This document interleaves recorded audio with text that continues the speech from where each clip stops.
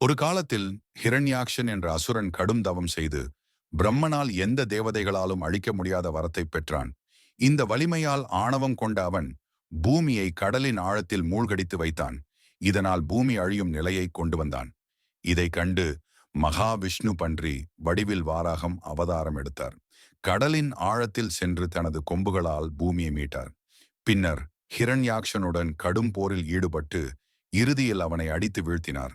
ஆனால் அசுரனை வெற்றி கொண்ட பின்பும் வாராகம் அவதாரத்தில் விஷ்ணு தன் ஆவேசத்திலிருந்து சமனடையாமல் மிகுந்த யுத்த வெறியுடன் இருந்தார்.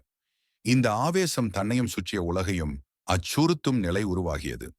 இதையடுத்து சிவன் இந்த ஆற்றலை கட்டுப்படுத்த சரபேசுவரர் என்ற உக்கிரமான அதீத சக்தி வாய்ந்த அவதாரத்தை எடுத்தார். சரபேசுவரர் சிங்கம், பறவை, மனிதன் ஆகியவற்றின் கலவையான அபூர்வ தோற்றத்துடன் மிகப்பெரிய ஆற்றல் கொண்ட உருவம். அவர் வாராகத்தின் ஆவேச சக்தியை தனது கண்களிலிருந்து எரியும் தீயால் மற்றும் சப்த அதிர்வுகளால் அடக்கினார்.